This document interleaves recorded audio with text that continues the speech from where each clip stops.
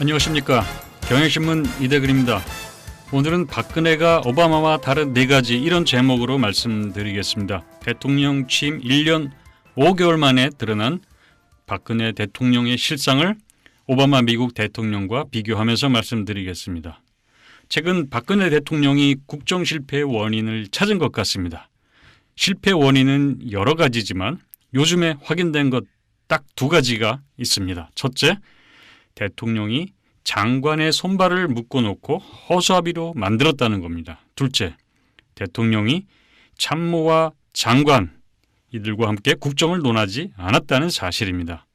이거 다 아는 이야기 아니냐 이렇게 생각하실 수 있지만 막연히 그럴 거라고 믿고 있던 것과 구체적인 실상을 확인하는 것은 전혀 다릅니다.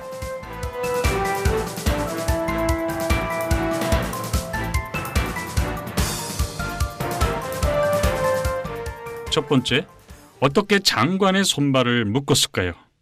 하나는 인사권을 박탈하는 것이었습니다. 두 번째는 쓴소리하면 자른다 이렇게 입을 막는 2가지 무기로 장관의 손발을 묶었습니다. 첫 번째, 인사권 문제를 보겠습니다. 대통령은 장관에게 인사권을 주지 않았습니다. 각 부처 산하의 기관장은 대부분이 낙하산입니다. 그건 당연히 대통령이 직접 투하한 것입니다. 산하 기관장은 장관이 손댈 수 없는 선역으로 만들어 놓았습니다. 이뿐이 아닙니다. 장관이 부하라고 할 수 있는 실국장은 물론 일부 과장급 인사까지도 장관이 할 수 없었고 대신 대통령이 인사를 했습니다. 그렇지 않아도 장관에겐 정책 자율성이 없었습니다.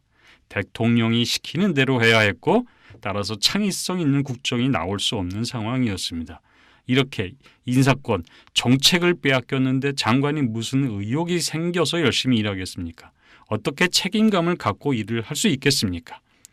자기 부하 인사도 못하는데 장관이 영이 서겠으며 장관이 영이 서지 않는데 장관이 어떻게 조직을 제대로 지휘할 수 있겠습니까?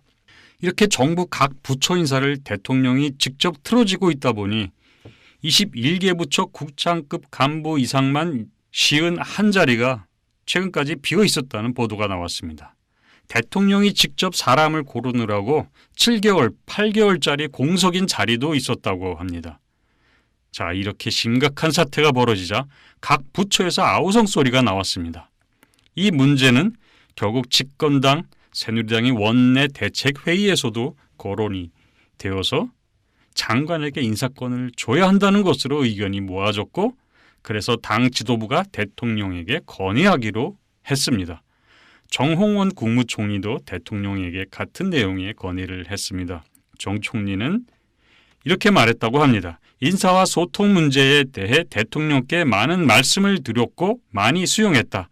인사권을 장관에게 주겠다는 얘기도 나왔다. 이렇게 기자들에게 설명을 했습니다. 각 부처의 인사권을 대통령이 틀어진 것도 문제지만 그걸 바로잡기 위해서 비판 여론이 비등해질 때까지 기다려야 하고 당 지도부와 총리까지 나서서 대통령에게 건의해야 겨우 조금 바뀌는 이런 상황, 이 자체가 더 심각한 문제입니다. 조금 바꾸기 위해서 너무나 많은 노력과 비용을 투여해야 하는 비효율적 시스템이라는 것, 이게 진짜 문제인 겁니다. 그런데 청와대는 아직까지 각 부처의 실국장급 승진 인사는 직접 챙기겠다고 합니다. 이렇게 조금 바꾸는데 너무 힘든 이런 상황이라면 내각이 지쳐서 개혁 쇄신 이런 거 제대로 할 수 있겠습니까? 이렇게 작은 문제 하나 바꾸는데도 당과 내각이 총동원되어야 하는데 어떻게 국가 개존이 국가 혁신이 하는 거대한 과제를 실행할 수 있겠습니까? 여러분, 박 대통령이 이렇게 약속했던 거 기억나십니까?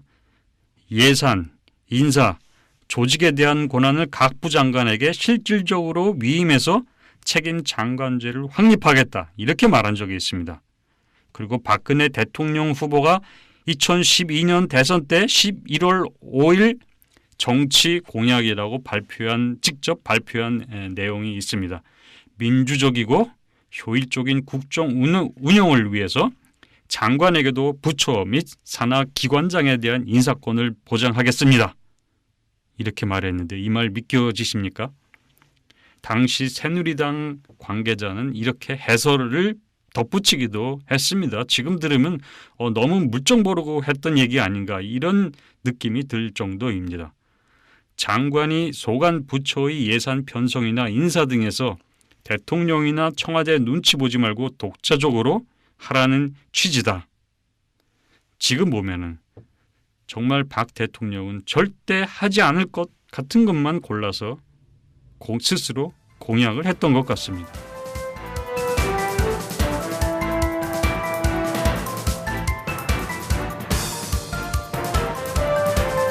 그 다음 쓴소리하면 자른다입니다. 최동호 검찰총장이 대통령 말을 잘 따르지 않는다고 혼외자 문제를 들춰내서 축출을 한 적이 있습니다. 그 다음에는 진영 보건복지부 장관 기초노령연금 문제를 국민연금과 연계하는 현안을 두고 친박인 진영 장관임에도 불구하고 대통령과 의견이 다르다는 이유로 몰매를 가해서 내쫓은 적이 있습니다. 최근에 유진용 문화부 장관은 국무회의에서 가끔 쓴소리를 했다고 하는데 대통령이 이게 기분 나빠서 면직 처리를 했습니다. 후임 장관이 정해지지 않았는데 먼저 장관을 자른 겁니다. 내각이 이런 분위기라면 어느 장관이 잘못된 걸 잘못됐다고 말할 것이며 일을 잘 해보겠다고 적극적으로 나설 것이며 이런 일 저런 일 벌이면서 중불나게 나서겠습니까? 생각하지 말고 머리 비우고 가만히 있는 게 최선일 겁니다. 두 번째, 대통령이 참모 장관과 국정을 논하지 않았습니다. 참모와 장관을 만나지를 않았습니다. 실세 중에 실세라는 김기춘 비서실장도 세월호 참사 당일날 대통령이 어디에서 무엇을 하고 있었는지 몰랐다고 국회 출석해서 고백을 한 바 있습니다. 국가적 재난이 닥쳤으면 대통령이 참모들과 모여서 대책을 수기하는 거 이게 정상 아닙니까? 그런데 참모들이 대통령이 뭐 하는지 모르고 있었다고 합니다. 세월호 참사 대응이 제대로 될 리가 없었던 겁니다. 대통령하고 얼굴 마주보고 얘기하거나 보고한 적이 한 번도 없는 수석들, 부지기수고 한 번도 대통령 그렇게 만나보지 못하고 청와대 떠난 수석들이 많다고 합니다. 이렇게 비서실장, 청와대 참모도 대통령이 만나주지 않는 상황인데 장관들은 어땠을까요? 최근 대통령이 장관을 잘 만나주지 않고 있는데 그러지 말고 앞으로는 자주 만나는 게 좋겠다. 이런 건의를 대통령이 받았다고 합니다. 다시 진영 보건복지부 장관 때 얘기도 돌아가 봅시다. 그때 기초연금 연계 문제로 나라가 얼마나 들썩이었고 중요한 현안으로 부상을 했었습니까? 그때 진 장관이 그 문제로 대통령을 만나서 얘기 좀 하자고 그렇게 여러 차례 요청했는데 그 장관 면담 요청을 대통령이 한 번도 받아들이지 않았었습니다. 대통령은 보통 직접 만나지 않아도 전화통화를 하거나 올린 보고서를 보는 걸로 충분하지 않느냐. 대통령과 청와대가 이렇게 해명을 하는 모양인데 대통령이 참모나 장관들 얼굴 보고 마주 앉아서 논의하는 것하고 전화를 하거나 보고서를 읽는 것하고 어떻게 같을 수 있겠습니까? 장관이 대통령 만날 기회라는 건 국무회의와 같은 공개적인 그리고 공식적이고 형식적이고 의례적인 자리에서 만나는 게 거의 대부분인 것 같습니다. 그런 자리에서 무슨 구체적인 현안을 두고 진지한 토의를 하는 것이 가능하겠습니까? 대통령이 이런 공약을 한 적이 있습니다. 국무회의 중심의 집단 의사결정 시스템으로 국무회의 집단 책임제를 확립하겠다. 지금 생각해보니 당시 대통령이 왜 그런 공약을 했는지 이해가 안 됩니다. 대통령이 장관이나 참모들을 만나는 대신 혼자 일하거나 보고서 읽기로 시간을 보내고 있다는 사실입니다. 대통령 혼자서 일 다 잘 할 수 있겠다고 한다면 왜 참모는 필요하며 장관은 왜 임명했겠습니까? 대통령은 보고서 읽기를 자랑이라고 홍보한 적이 있습니다. 기자회견 때 퇴근 후 관저에서 생활이 어떠냐라고 물으니까 밤늦게까지 보고서를 읽느라고 시간 가는 줄 모른다. 이렇게 자랑스럽게 대답을 한 적이 있습니다. 아니 그럴 시간에 장관, 참모들을 만나서 요즘 무엇이 문제인지 그럼 어떻게 개선할 것인지 머리 맞대고 해법을 찾고 궁리를 해야 하는 것 아닙니까? 2011년 5월 백악관 상황실을 찍은 사진 한 장이 있습니다. 지금도 인터넷에서 검색하면 금방 볼 수 있는 사진입니다. 이 사진을 통해서 오바마 대통령과 박근혜 대통령이 국정 운영 방식의 차이가 잘 드러난다는 것을 확인할 수가 있습니다. 그 당시가 어떤 상황이었냐면 빈라덱 추적 암살 장면을 백악관 상황실에서 오바마 대통령이 장관 참모들과 함께 모여서 그걸 지켜보고 회의하는 장면입니다. 그 사진을 분석해보면 첫 번째로 오바마가 박 대통령처럼 집무실에 혼자 있고 참모들은 집무실 밖에서 대통령이 뭐 하는지 모르는 그런 상황이 아니라 함께 좁은 장소에 다 모여 있습니다. 이게 대책회의입니다. 두 번째, 암살을 지휘한 특수전사령부 부사령관이 회의에 상석을 차지하고 있습니다. 대통령, 부통령은 구석자리에 물러나 있습니다. 이거는 실제 임무를 수행하는 자에게 권한과 책임을 맡기는 걸 보여줍니다. 세 번째, 회의 탁자에 노트북, 종이컵, 사진 등이 정돈되지 않은 채 흩어져 있습니다. 이거는 자유롭게 토의하는 분위기가 잘 드러나는 장면입니다. 2013년 4월 보스턴 마라톤 테러 사건 때 역시 백악관 상황실을 찍은 한 장의 사진이 있습니다. 이 사진을 보면은 회의 탁자는 청와대에서 볼 수 있는 그런 거대한 탁자가 아닙니다. 아주 작은 탁자입니다. 그래서 서로 가까이 앉아서 대화할 수 있는 분위기가 사진에서도 느껴집니다. 청와대에서 회의할 때는 거대한 탁자에 좌석마다 마이크가 설치되어 있는데 오바마 상황실에는 마이크가 없었습니다. 마이크로 발언하면은 자유로운 토론보다는 공식적인 의견을 발표하는 그런 자리가 되기 마련입니다. 박 대통령이 주재하는 회의에서는 회의 참석자들이 대통령을 마주 바라볼 엄두도 내지 못한 채 고개 숙이고 받아 적느라고 바쁩니다. 그러나 오바마 주재 회의하는 그 사진을 보면 참석자들이 오바마를 이렇게 쳐다보고 말을 하고 있습니다. 탁자 역시 청와대 탁자는 하나도 흐트러짐 없이 잘 정돈되어 있어가지고 굉장히 형식적이라는 느낌을 받을 수가 있습니다. 그러나 백악관 회의 탁자에는 노트북 하나, 물병 여러 개가 놓여 있었고요.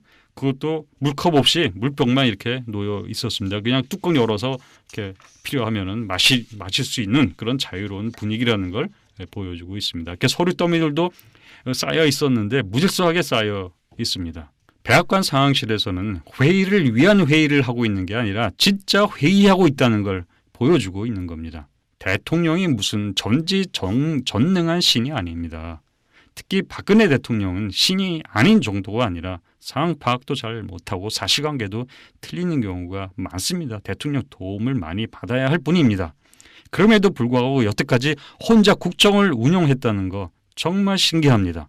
박근혜 대통령은 참모 장관과의 관계를 국정을 협의하는 관계를 보지 않는 게 확실한 것 같습니다.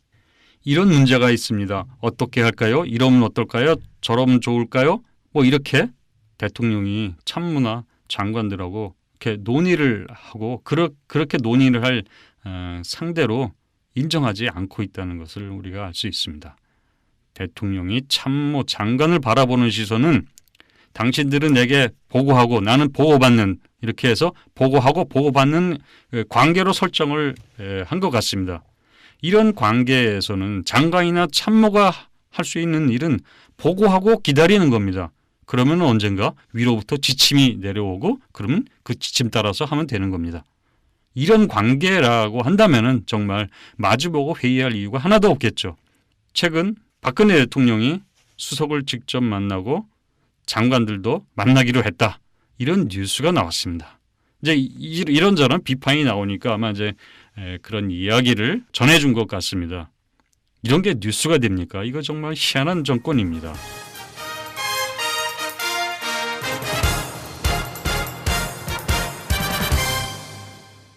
대통령이 국정을 이렇게 했으니 성공할 리가 없습니다. 국정이 잘 될 리가 없는 겁니다. 박근혜 대통령이 국정이 성공하기 어렵게 된 사정, 제가 6가지로 요약을 해보도록 하겠습니다. 첫 번째, 우선 대통령 자신의 능력이 떨어진다. 두 번째, 그런데도 대통령이 주변의 도움을 받지 않으려고 한다. 세 번째, 이런 현실에 비해 대통령이 내세우는 국정 과제나 목표가 창조경제, 문화융성, 비정상의 정상화, 국가개조, 국가혁신, 유라시아 개발 협력 너무나 거창하고 비현실적이다. 네 번째, 그런 거창한 일을 할 만한 사람을 찾고 고를 줄을 모른다. 아니, 절대 감당할 수 없는 사람만 고른다. 다섯 번째, 설사 그런 일을 맡길 만한 사람을 찾았다며 자리를 주고서도 정작 그 일에 필요한 책임과 권한은 넘겨주지 않는다.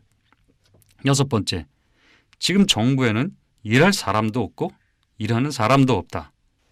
앞으로 박근혜 정권이 일을 못해도 총리 책임져라, 장관 물러나라 이런 요구는 하지 말아야 할 것 같습니다. 더 못난 사람을 지명해서 시민들을 골탕 먹인 게 지금 한두 번째입니까? 그냥 우리들이 참는 수밖에 없습니다. 이대근이었습니다.